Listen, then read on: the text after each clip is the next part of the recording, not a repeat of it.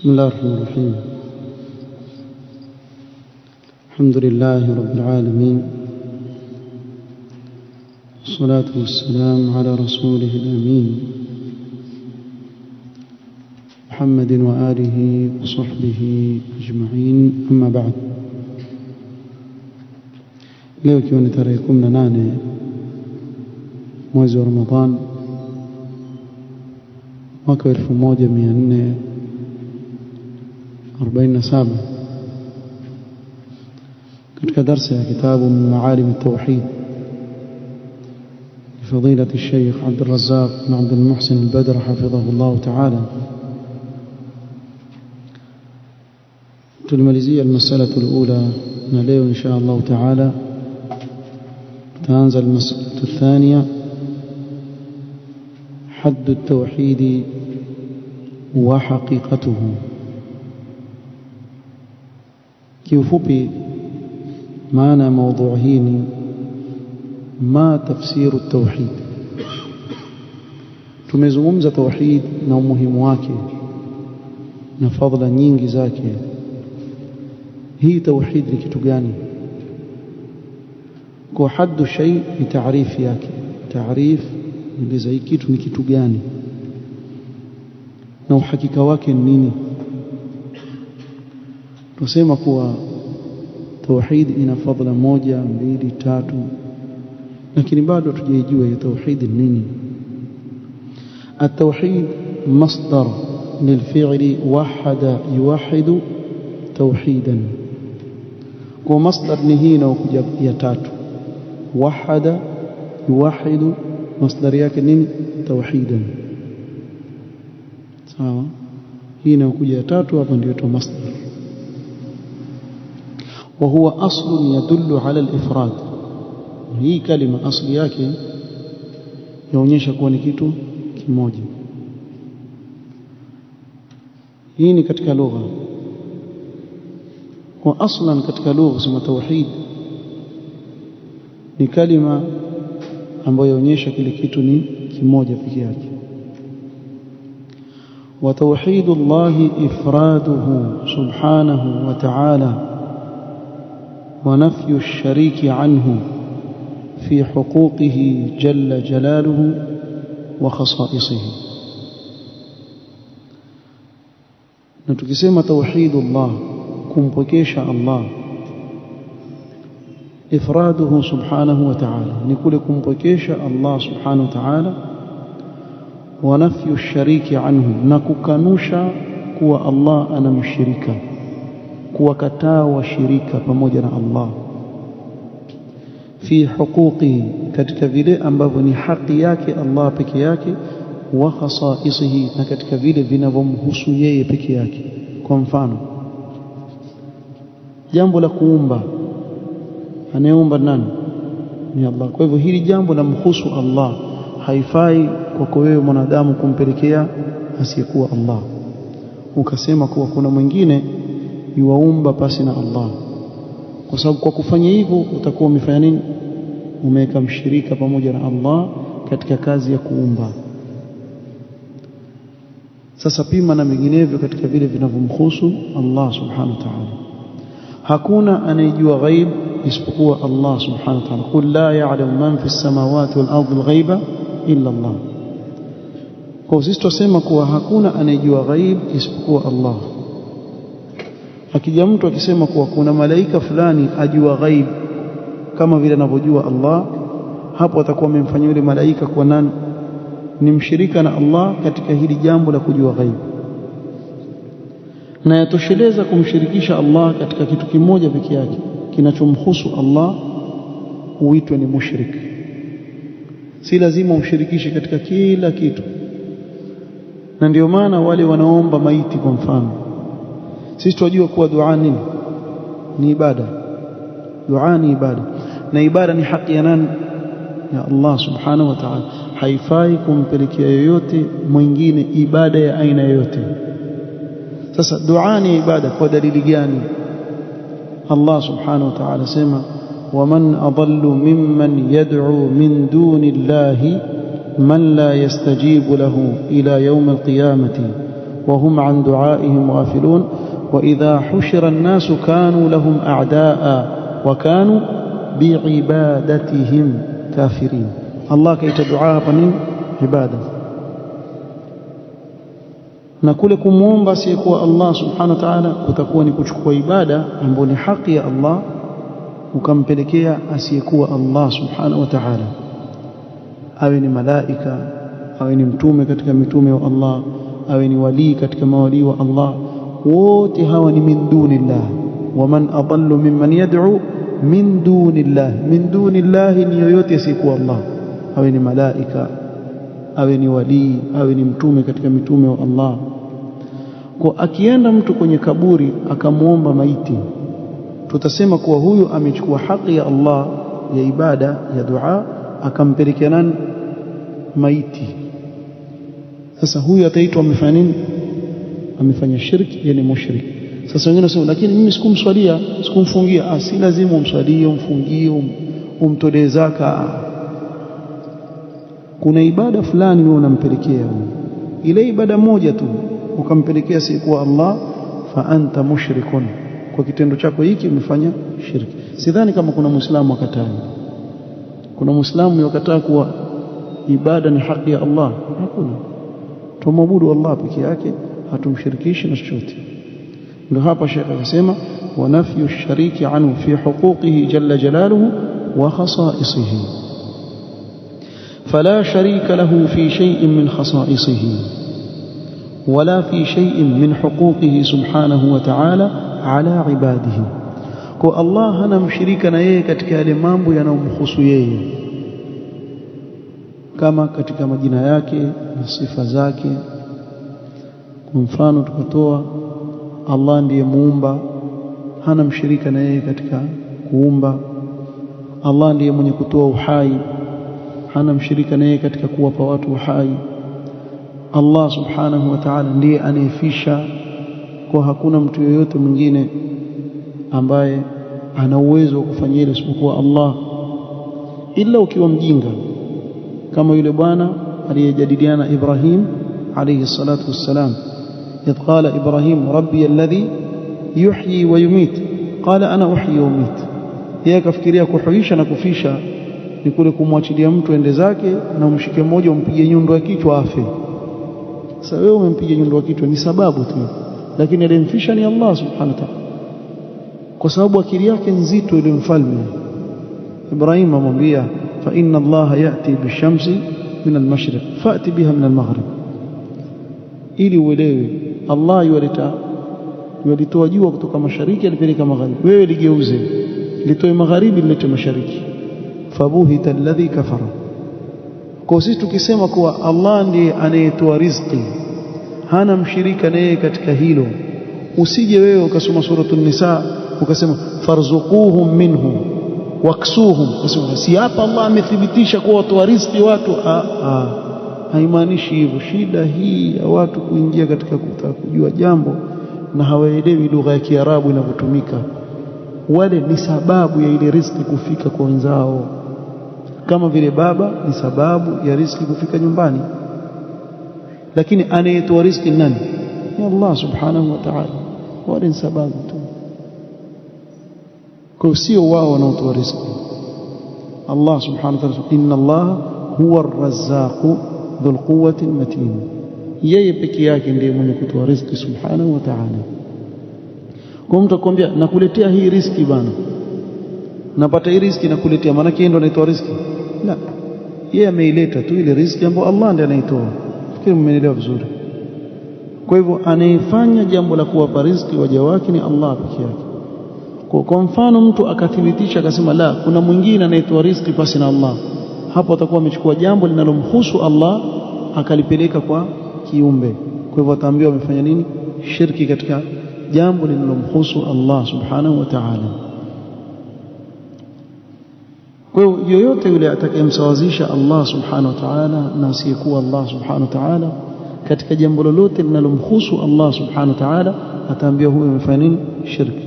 Dalili, Allah asema katika sura Ash-Shu'ara kueleza kuhusu washirikina wakiwa ndani ya moto wa jahannam, watasema tallahi in kunna la fi dhalalin mubin idh nusawwikum birabbil alamin. Na yajulikana kuwa hawakuwa sawazisha wale wanaoabudu pasi na Allah katika kila kitu na Allah, ni katika baadhi ya ibada walizozipeleka kwao, lakini hapa wasema idh nusawwikum birabbil alamin, kwa sababu walichukua ibada wakawapelekea wasiokuwa Allah subhanahu wa ta'ala. قال فالربوبية وهي التصرف في هذا الكون خلقا ورزقا وإحياء وإحياء وإماتة وتدبيرا، هذا من خصائص الله عز وجل. الربوبية نيوليزي، wengine nasema vitendo vyake Allah, utendaji kazi wa Allah,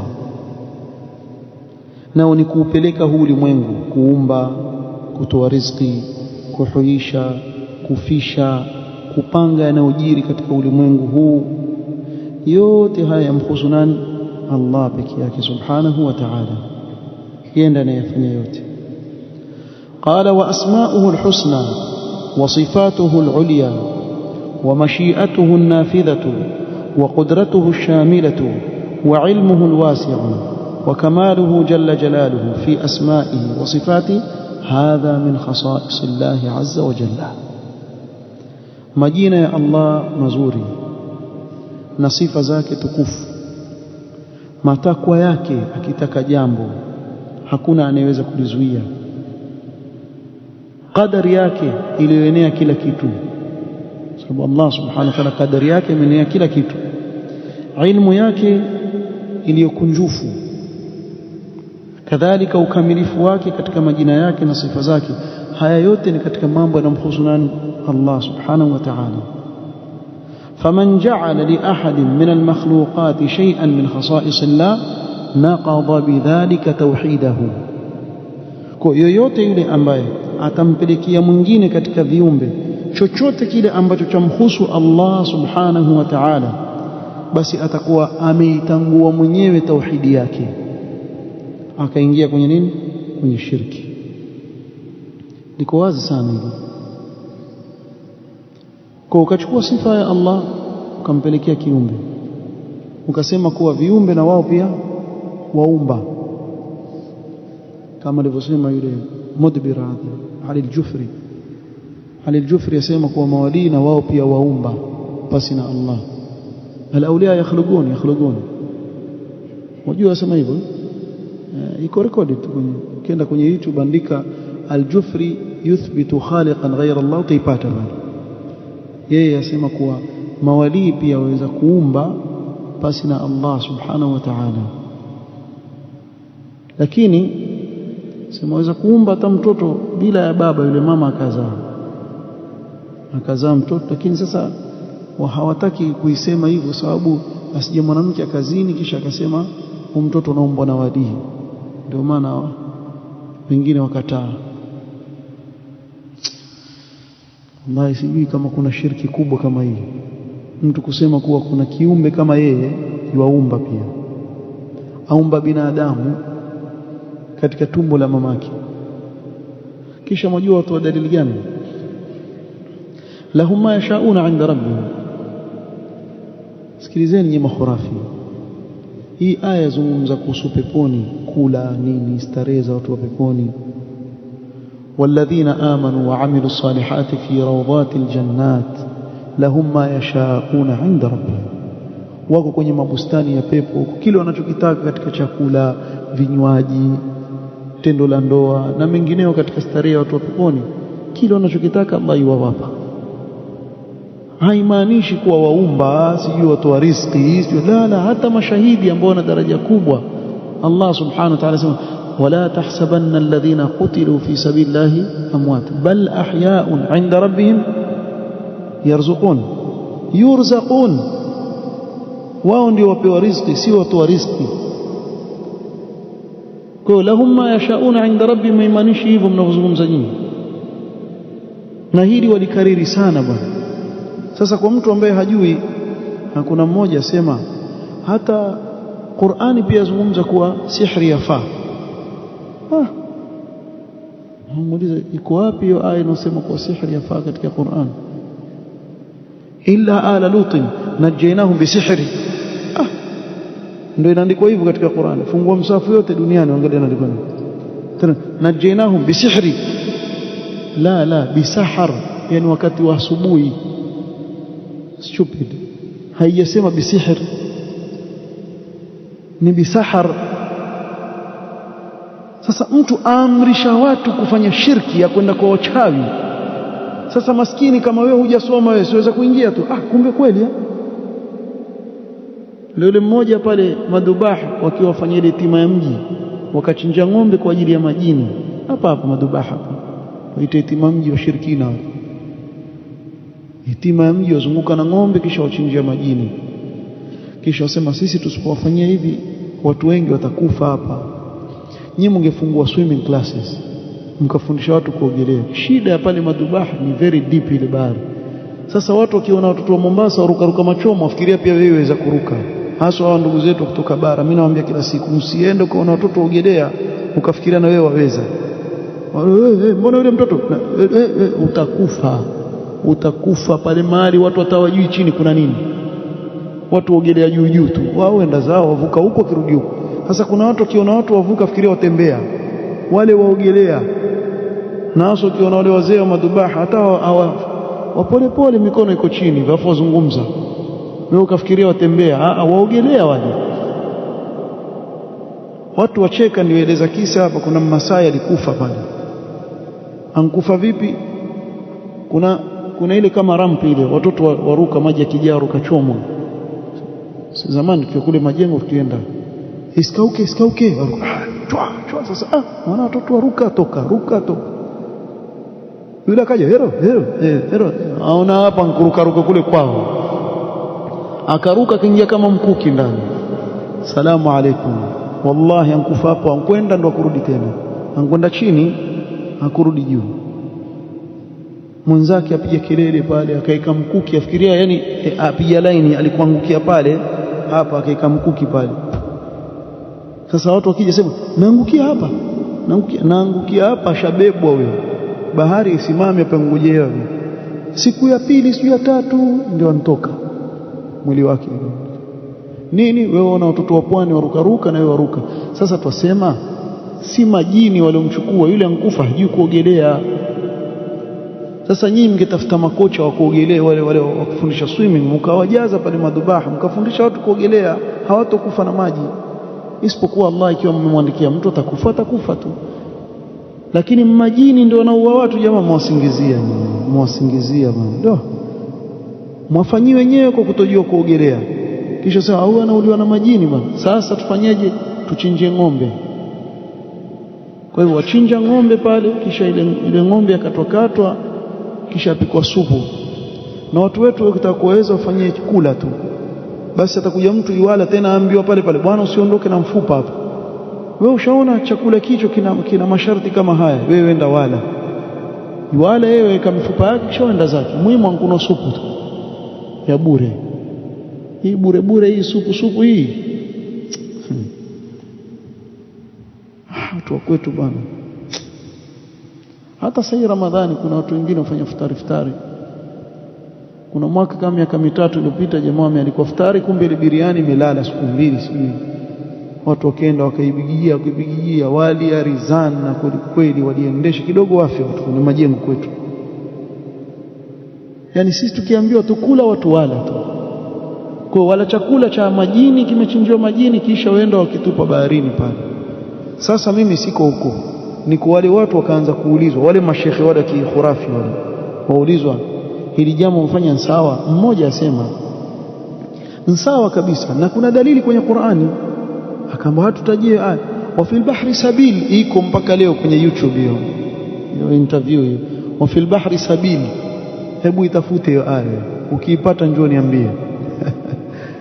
Jamaa katunga aya kaibani. Lakini sasa kama wewe hujui Kiarabu, hujui kuisoma Qur'an, maskini wafuata waona kweli antoa aya bwana, Qur'ani asoma. Si Qur'ani yule, anzungumza tu maneno ya Kiarabu.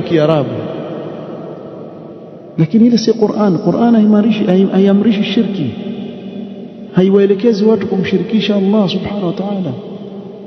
Qur'an haikuambii wewe kuna muumba pasi na Allah. Qur'an yauliza washirikina, hal min khaliqin ghayru Allah yarzuqukum minas samai wal ardh, kuna muumba mwingine asiyekuwa Allah anayewapeni nyinyi riziki kutoka mbinguni na ardhini? Wallahi kina Abu Jahal kusema naam, wako yuko mwingine anayeumba. Hawakusema hivyo, walikuwa wakubali hakuna muumba mwingine, ni yeye pekee yake, kama tutakavyoeleza hapa mbele. Hawakukataa hilo. Lakini swali hili ukimuuliza al-Jufri, hal min khaliqin ghayru Allah, atasema naam, al-awliya yakhluqun. Sasa wewe fadhali Abu Jahal, ndio siku zile wakakasirika makhurafi, nikawaambia Abu Jahal wa zama hizi ni al-Jufri. Wakapiga kelele, piga kelele, pigeni mpaka mchoki kelele zenu. Mtu anayesema kuna muumba pasi na Allah, kisha huyu anamshinda Abu Jahal. Ndio alivyoulizwa Sheikh Al-Fauzan swali hili, akasema hadha akhbath min Abi Jahl, anayesema maneno haya amemshinda Abu Jahal katika itikadi yake chafu. Nani duniani aweza kufikiria Muislamu asema kuwa kuna muumba pamoja na Allah? Yani kuna mtu anayeumba pasi na Allah subhanahu wa ta'ala? Subhanallah. Sasa wewe kasirika, lakini si ndio hivyo yosema tunyamaze watu wapotezwe. Tafuta wengine kunyamaza kule. Hakuna maslahi yote tunayopata sisi kunyamaza. Qala wa huququ Allah ta'ala subhanahu wa ta'ala 'ala al-'ibadi an ya'buduhu wa la yushriku bihi shay'an, haki za Allah juu ya waja wake ni kuabudu yeye wasimshirikishe na chochote. Haki ya Allah كما في حديث معاذ رضي الله عنه قال له النبي صلى الله عليه وسلم، متوه سلم بمعاذ بن جبل رضي الله عنه، يا معاذ تدري ما حق الله على العباد وما حق العباد على الله؟ je, wajua ni ipi haki ya Allah juu ya waja wake na ni ipi haki ya waja wa Allah juu ya Allah subhanahu wa ta'ala? Na hii haki hii ya pili ni Allah kwa fadhila zake amejiwekea, sio kwa watu wamlazimisha, la, kwa fadhila zake. قال قلت الله ورسوله أعلم، الله نمتمه wake ndio wajua zaidi, sijui. قال فإن حق الله على العباد أن يعبدوا الله ولا يشركوا به شيئا، hakika haki ya Allah juu ya waja wake ni wamwabudu yeye wasimshirikishe na chochote. وحق العباد فإن حق الله على العباد يعبدوا ولا يشركوا به شيئا، أن يعبدوا الله ولا يشركوا به شيئا. وحق العباد على الله عز وجل أن لا يعذب من لا يشرك به شيئا، na haki ya waja juu ya Mola wao ambaye Mola wao tafadhulan minhu, kwa fadhila zake amewapa haki hii, kuwa hatomwadhibu ambaye hamshirikishi. Maadamu wewe humshirikishi Allah subhanahu wa ta'ala na chochote, Allah amejiwekea haki kuwa hatokuadhibu, atakusamehe, akuingize peponi. Qala falibadatu haqqun lillahi subhanahu wa ta'ala, ibada ni haki ya Allah subhanahu wa ta'ala, haifai kumpelekea yote mwingine. faman sarafa shay'an min alibadati lighayri Allah, yoyote anayechukua chochote katika ibada akampelekea asiyekuwa Allah, naqadha bidhalika tauhidahu, kwa kufanya hivyo atakuwa ameichangua mwenyewe tauhidi yake.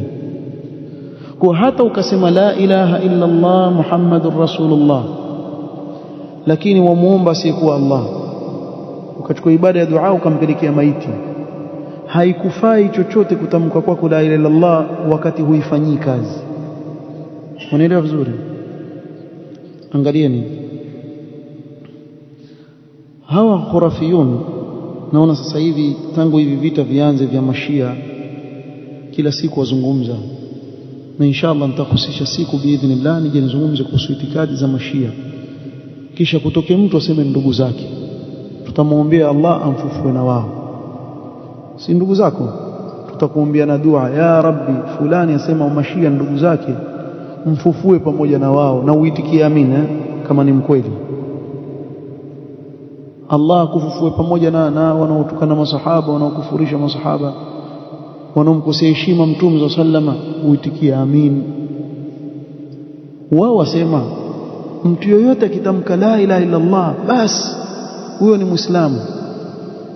yani kana kwamba Uislamu ni kabila, haibadiliki. Sikiliza nikwambie kitu kimoja. Ikiwa wewe kabila yako ni kadhaa, hata ukienda dini gani kabila yako ni ile ile. Sio maneno nazungumza nini? Kabila yako si ile ile. Wewe kabila yako nani? Mimi kwa mfano ni Mluo, ama mimi ni Mdigo, ama mimi ni Mbaluya. Uwe Muislamu usiwe Muislamu, wewe bado utabakia ni Mbaluya. Kama ni Mluo ni Mluo, kama ni Mdigo ni Mdigo. Au badiliki, kabila yako ibadiliki. Lakini Uislamu si kabila. Uislamu ukiufuata utabakia nao, ukiuchangua ule Uislamu utakuacha. Hili jambo muhimu lieleweke.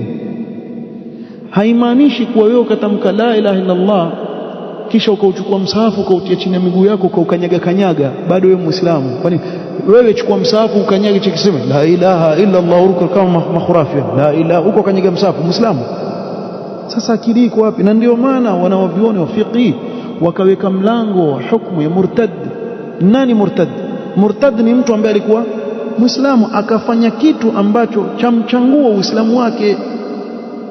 Haimaanishi kuwa ukishakuwa Muislamu wewe basi utakuwa Muislamu hata ukafanya nini pia utabakia hivyo hivyo. Ule Uislamu na mambo yake ambayo hutakikani kuyavuka, ukiyavuka utatoka. Sasa Bani Hanifa ambao ni wafuasi wa Musailimatul Kadhab, kabila lake, hawa walikuwa wasema la ilaha illa Allah, bali wakikubali kuwa Mtume Muhammad sallallahu alaihi wasallam ni mtume, lakini wasema na pia Musailima ni mtume. Musailimatul Kadhab aliitwa kadhab na nani? Na Mtume Muhammad sallallahu alaihi wasallam, sababu alimwambia wewe umetumilizwa na mimi pia nimetumilizwa, tugawanye ardhi, mimi nitaketi huko wewe liketi huko. Siku amemkataa, wewe ni mtume na mimi pia ni mtume. Mtume sallam akarejesha barua na akamwita ila Musailimatul Kadhab, sababu si mtume. Banu Hanifa walipodai Musailima ni mtume, masahaba walifanya nini? Hawakuunda jeshi liqitali almurtaddin, na katika murtaddin ni hawa waliothibitisha kuwa Musailima nani ni mtume, wakaenda wakapigana nao. Abu Bakr as-Siddiq radhiyallahu sallata alaihim Khalid ibn al-Walid, akamchagua kamanda Khalid ibn al-Walid, akaenda akawatia adabu kule mpaka akauawa Musailima. Alimuua ni Wahshi radhiyallahu anhu, yule alimuua Hamza, Wahshi akamuua Musailima. Sasa ikiwa watu walipigwa vita kwa sababu ya kumsawazisha mtu na mtume, vipi anamsawazisha mtu na Allah? Si mwelewa ninachokizungumza? Bado hamjaelewa. Hao watu wasema Musailima ni sawa sawa na nani? Na Mtume Muhammad sallallahu alaihi wasallam. Masahaba walipiga vita watu hapo. Sasa kuna mwingine asema kuna kiumbe yuko sawa na Allah, huyu afanywe nini? Ikiwa kusema kiumbe mwingine, Mtume sallam ni kiumbe mwingine, ukampa daraja ya utume pamoja na Mtume Muhammad sallam, wewe watoka katika Uislamu hata ukatamka la ilaha illallah mara 1000. Lakini ukisema kuna mtume mwingine ametumilizwa baada ya Mtume Muhammad sallallahu alaihi wasallam, watoka katika Uislamu. Hata ukisema la ilaha illallah Muhammadur Rasulullah haikusaidii chochote, kwa sababu katika kile kinachoingia chini ya la ilaha illallah Muhammadur Rasulullah ni kuwa ukubali hakuna mtume mwingine atakayetumilizwa baada nani? Baada ya Mtume Muhammad sallallahu alaihi wasallam. Kwa hawa Banu Hanifa, eleweni, walikuwa watamka la ilaha illallah, si ati watamka la ilaha illallah, na pamoja na hayo masahaba wakaita ni murtaddin kwa sababu ya kusema kuwa Musailima nani ni mtume pamoja na Mtume Muhammad sallallahu alaihi wasallam, wakawapiga vita. Sasa kwa mantiki ya hawa makhurafi ni kwa wale walikuwa wadhulumiwa, walikuwa sipigwa sema la ilaha illallah, lakini tusema ile la ilaha illallah ina haki zake. Usipozithibitisha haki zake utaichangua la ilaha illallah. قال فالعبادة حق لله سبحانه وتعالى فمن صرف شيئا من العبادة لغير الله نقض بذلك توحيده. atakayepeleka ibada kwa yoyote sikuwa Allah atakuwa ameichangua tauhidi yake. Hata akitamka la ilaha illa Allah haimsaidii chochote wakati huko afanya nini? Shirki. hani waulize tena, mtu asema la ilaha illa Allah Muhammad rasulullah lakini mchawi, muislamu mchawi si muislamu, huwa sahir. Na Allah subhanahu wa ta'ala ametaja kuwa sihri ni kufru. واتبعوا ما تتلو الشياطين على ملك سليمان وما كفر سليمان ولكن الشياطين كفروا يعلمون الناس السحر. نبي وما يعلمان من أحد حتى يقول إنما نحن فتنة فلا تكفر. سحر ni kufur. Sasa tuseme tuna mzee mmoja au kijana mmoja, ingasema wazee watu kufikiri wazee ndio wachawi tu. Hata vijana pia wako wachawi wengi tu, tena na macho makubwa. Akitembea mwana ntoa macho hivi, kuna nani? Iwaje iwaswali msikitini lakini mchawi. Kwani nyinyi mshaona wale wachawi wale wavaa nini? Wavaa mahando, wavaa kanzu, wavaa kanzu na kofia na kizibao. Ukimwona utafikiri shekhe mkubwa, kumbe mchawi mkubwa, mganga. Si ndio wako hao? Sasa huyu muislamu wa vipi huyu? Lakini wasema la ilaha illallah, asema la ilaha illallah, lakini upande wa pili afanya nini? Amshirikisha Allah subhanahu wa ta'ala. Si muislamu. فالتوحيد هو إفراد الله جل جلاله بحقوقه وخصائصه. كو توحيد maanake ni kumpokesha Allah katika haki zake na yale mambo yanayomhusu yeye Allah. Tuko pamoja vizuri? Wa shirk, na shirki ni kitu gani? huwa taswiyatu ghairi Allah billah fi shay'in min huquqihi au min khasaisihi, ni kumsawazisha Allah na asiyekuwa Allah katika chochote ambacho ni haki yake Allah, chamhusu yeye Allah. Maana taswiyatu ghairi Allah billah fi shay'in min khasaisillah, kumsawazisha asiyekuwa Allah na Allah katika chochote ambacho chamhusu Allah moja kwa moja. Anayefanya hivyo atakuwa mfanya nini? Shirki. فهذه حقيقة التوحيد. كيف حقيقة التوحيد؟ نهاية الإليزة أن نفرد الله سبحانه وتعالى وألا نجعل معه شريكا. تنبكيش الله سبحانه وتعالى تسمفني وشريكا، كما قال عز وجل واعبدوا الله ولا تشركوا به شيئا. hakusema واعبدوا الله peke yake, akatuambiana wala tushriku bihi shay'a, kwa sababu ibada haiwezi kuitwa ibada ikiwa ndani yake kuna nini? Kuna shirki. mpaka iwe ni ibada khalisan lillahi subhanahu wa ta'ala. وقال جل جلاله وقضى ربك ألا تعبدوا إلا إياه. والله سبحانه وتعالى كامرشا قضى وأمر وتسمعبدوا yoyote isipokuwa yeye peke yake. وقال سبحانه وتعالى وما أمروا إلا ليعبدوا الله مخلصين له الدين. والآيات في هذا المعنى كثيرة، na aya zilizokuja katika maana hii ni nyingi sana. Na hapa ndio utashangaa waweza kumwona mtu ni hafidh al-Qur'an lakini anaenda kuomba maiti. Sasa Qur'an yote uliohifadhi kusaidia nini? Wasoma katika Qur'an wa anna al-masajida lillahi fala tad'u ma'a Allahi ahada, kisha enda kuomba siku Allah. Kuna kazi hapo. وبهذا يتبين أن التوحيد أقسام ثلاثة. na hapa pia kuna mtihani. Ndugu zetu hawa kusema tauhid yagawanyika vigawanyo vitatu, wao wasema hawa mawahabi kama wanavyoita wamemgawanya Allah vigawanyo vitatu. Sisi tunasema tauhid imegawanyika vigawanyo vingapi? Wasema Allah ngani, sisi tunasema Allah ama tauhid, ama labda Mungu wako aitwa tauhid. Wewe tukuulize wewe khurafi, Mungu wako wewe aitwa tauhid? Sisi hatukusema Allah yanqasimu ila thalatha aqsam, la, tusema at-tauhid. Na mwanzo tumezungumza tauhid nini? Ni kupokesha.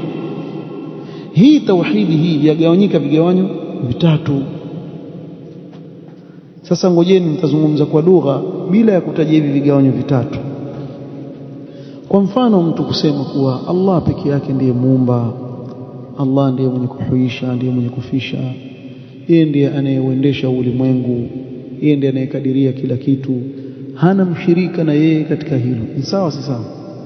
Sawa. Haya, kisha akasema na kwa kuwa Allah yafanya yote hayo, basi yeye peke yake ndio tumwabudu, hatuswali isipokuwa kwa ajili yake, hatumuombi isipokuwa yeye, hatufungi isipokuwa kwa ajili yake, hatuhiji isipokuwa kwa ajili yake, na ibada zote tunazozifanya tuzifanya kwa ajili yake. Sawa sawa sawa. Na pia huyu tunayemwabudu ana majina mazuri, ana sifa nzuri, majina yake yapendeza na sifa zake zapendeza nzuri. Yeye peke yake ndiye mwenye sifa hizo nzuri ambazo hakuna yoyote anayefikia katika sifa hizo nzuri zilizokamilifu. Ni sawa sawa, si ndio vigawanyo vitatu vya tauhid? Mbona unataka kuwazumbukuka? Yani hivyo ndio vigawanyo vya tauhid. Maana yake Allah ndiyo muumba, ndiyo mwenye tauhid. Hiyo ndio tauhid rububia. Yani katika utendaji kazi wake Allah hana mshirika na yeye, na yeye peke yake ndiye tunayemwabudu, ndio tunampelekea swala. Ndio maana tauhid al-uluhiyya, tauhid ya ibada. Kwa yeye peke yake ndio tumwabudu. Tukija kwenye yeye ana majina mazuri na sifa nzuri, ndio tauhid al-asma wa sifat. Kwa hizi aina tatu zote yapokeshwa nani? Allah subhanahu wa ta'ala. Sasa niwaulize hapa, kwa maneno haya niliyoeleza, yaingia vipi kwa umemgawanya Allah mara tatu? Yaingia vipi? Lakini mimi nawaambia ni kitu kimoja. Huwa mara nyingi nikisema mtu aweza kusema huyu jamaa mbona washambulia sana? Hao jamaa waudhi. Mtu akwambia wewe waabudu Mungu watatu wewe. Nasema wajua hii lugha tunaoizungumza ni ya juu sana, na nyinyi kwa sababu ya bid'a mmekuwa na hamaka. Wajua albid'a maqruna bilhamaqa. Bid'a imefungamanishwa na upumbavu. Ukiwa mubtadi' siku zote utakuwa mpumbavu, utakuwa mzito, yani wa balid. Wajua balid yani rasak thaqil, ma tafham. Ukiambiwa kitu wachelewa kuelewa. Sasa pia tukitumia lugha nyepesi kama hii, pia mtu akwambia bado mnganya. Sisi tumaanisha hivi, tauhid ar-rububiyya tumaanisha Allah hana mshirika naye katika kuumba, katika kuhuisha, katika kufisha. Wewe wakataa, nakubali sawa, hana mshirika, ndio tauhid ar-rububiyya. Wewe kinakutatiza jina, ndio hiyo maana yake. Na tauhid al-uluhiyya ni kuwa usimpelekee yote ibada isipokuwa Allah. Wewe la kutatiza hilo? Hayo sawa, tukubali, ndio tauhid al-uluhiyya maana yake hiyo. Na tauhid al-asma wa sifat ni kuwa ukubali Allah na majina mazuri na sifa nzuri. Sisi ndio hivyo vijana vya tauhid. Kuna kitu gani cha kupinga? Yani ni kitu very simple. Akili ya mtu timamu tuielewa, wala hashindani katika hilo. Lakini wewe ikiwa chuki zako sasa ushazibeba huko, ushalishwa maneno na nini, wapinga tu. Wewe wapinga kuwa Allah peke yake ndiye muumba, hasipingi, ndio rububia hiyo. Wewe wapinga kuwa Allah peke yake ndiye anastahili kuabudiwa, ndio tauhid ya ibada hiyo. Bi maana umpokesha Allah katika nini? Ibada. Wewe wapinga kuwa Allah na majina mazuri na sifa nzuri, sipingi, ndio tauhid, wampokesha Allah katika majina yake na sifa zake. Sasa na hii lugha sahali nilizungumza, kuna siku nimezungumza hivi, mara nasikia kuna jamaa akafanya raddi huko, sema hebu nione, ndefu hiyo, karibu masaa mawili. Yani masaa mawili yote ya maneno rahisi hayaelewi huyo. Ana kazi mtu kama huyo. Ni kama kuambiwa kuwa Allah yuko juu. Jamaa pia washindana katika hilo, sawa. Tusema Musa na Firaun. Firaun alimwambia Haman, ya Haman ibn li sarhan la'alli ablugh al-asbab. Mimi nataka unionyeshe njia za kwenda juu, asbab as-samawati fa attali'a ila ilahi Musa. Nataka kwenda kumtizama Mungu wa nani? Wa Musa. Wa inni la adhunnuhu kadhiba. La adhunnuhu kadhiban, na uhakika kuwa huyu Musa ni muongo. Maana yake nini? Maana yake Musa alimwambia Firaun kuwa Allah yuko wapi? Yuko juu. Sasa Firaun anamwambia Haman, wewe jenga jengo, nataka kufika kule juu nikamchungulie kama yuko kweli. Lakini Musa ni muongo, umeelewa sasa? Sasa yoyote anayekanusha kuwa Allah yuko juu ana itikadi ya nani? Jibuni ya Firaun. Firaun ndio alikataa kuwa Allah yuko juu alipoambiwa na Musa. Na yoyote anayetakidi kuwa Allah yuko juu, huyo ana itikadi ya nani? Ya Musa na mitume wengine. Sasa wewe kama unataka itikadi ya Firaun, nenda nayo mwenyewe na Firauni. Kiongozi wenu Firaun ndio babu yenu, alianza mambo ya kukataa kuwa Allah yuko juu, mpaka akataa kutungulia bwana, na akamuita Musa kuwa ni muongo. Na nyinyi pia mwatuita sisi waongo tukiwaambia Allah yuko juu. Tusema hamwangukii mbali, mko kwa babu yenu Firaun, na sisi tuko kwa mtume wetu Musa alayhi salatu wassalam. Sasa wewe mwenyewe jichagulie njia, wataka ya Firauni ama wataka ya Musa? Kwa ukitaka i'tiqad firauni iko, sema Allah hayuko juu. Ukitaka i'tiqad musawi iko, Allah yuko juu subhanahu wa ta'ala. Si aya iko wazi tu. Hili pia jamani, mtu mpaka ashindane, liko wazi kwenye Qur'an.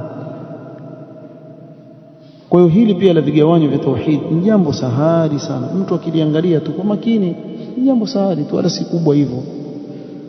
Sasa shida iko wapi? Wao wakataa hivi vigawanyo kwa sababu wajua kile wanachokifanya katika makaburi ni shirki, kuomba maiti. Sababu ukimwambia wewe omba maiti shirki, lakini mimi sikusema yuaumba, sikusema yuatoa riziki, sikusema sasa hii waje kwenye tauhid ar-rububiyya. Kwa anayekubali tauhid ar-rububiyya hawezi kuwa kafiri wala mushrik, hata akipeleka ibada kwa siku Allah. Kwa wao hawataki watu wazungumze hivi vigawanyo kwa sababu wajua kuna mahali kigawanyo kimoja wakikhalifu. Na ndio pale la jaswali. Ili swali mimi sijajibiwa na makhurafi, na ili swali mimi natoa challenge, hawawezi kujibu. Hata wakafanya nini hawawezi kujibu. Na si wao vile wachukia wasema mawahabi, waambieni wajibu ili swali kama watalijibu. Kwa mfano, kuna mtu asema kuwa Allah ndiye mwenye kuumba, ndiye mwenye kuhuisha, ndiye mwenye kufisha. Allah ndiye anayepeleka ulimwengu wote, yeye ndiye anayekadiria kila kitu. Mimi sikatai, na nakubali pia Allah ana majina mazuri na ana sifa nzuri, sikatai. Lakini mimi naabudu sanamu pamoja na Allah, siwezi kumwabudu Allah pekee yake, mimi naabudu sanamu. Nikuulize swali, huyu mtu ni mushrik ama ni muwahid? Mundielewa swali? Hajakataa kuwa Allah ndiye muumba na yeye ndiye mwenye kuhuisha, mwenye kufisha, ndiye mwenye kudabbir mambo yote katika ulimwengu, hilo hajakataa. Hajakataa kuwa walillahi al-asmaul husna fad'uhu bihi. Kweli Qur'ani imesema na majina mazuri, sijakataa mimi kuwa na majina mazuri na nini, lakini mimi nina hiki sanamu changu bwana mpaka nikiombe.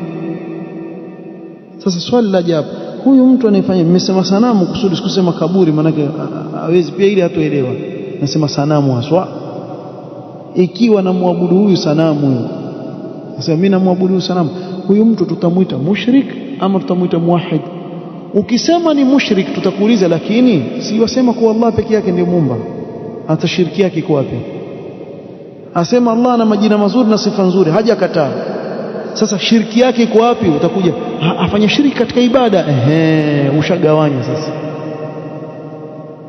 ushagawanya tauhid. Sababu yeye wakubali Allah ndiye muumba, tauhid rububiyya, wakubali ana majina mazuri, sifa nzuri, tauhid al-asma wa sifat. Lakini alifanya shirki katika ibada peke yake, ndio maana akawa mushrik. Sio, mmelielewa hili? Labda hawalielewi hili swali makhurafi. Miaka sijui mingapi nauliza hili swali sijajibiwa. Hebu jibuni hili swali. Huyu anayefanya hivi atakuwa ni mtu wa tauhid ama mtu wa shirki?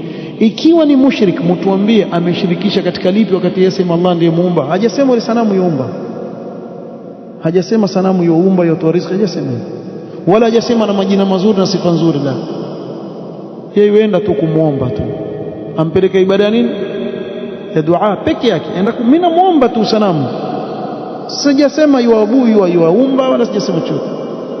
Je, huyu ataitwa mushrik ama ataitwa muwahid? Ukisema ni mushrik, tutakuuliza swali linalofuata, mushrik vipi na yosema Allah peke yake ndio muumba? Sasa hapa yaja vipi awe huyu ni mushrik na yule mwenye kuomba maiti si mushrik? Huyu mwenye kuomba sanamu ni mushrik, lakini yule anayeomba kaburi na maiti awe si mushrik, na kitendo chao ni kile kile kimoja.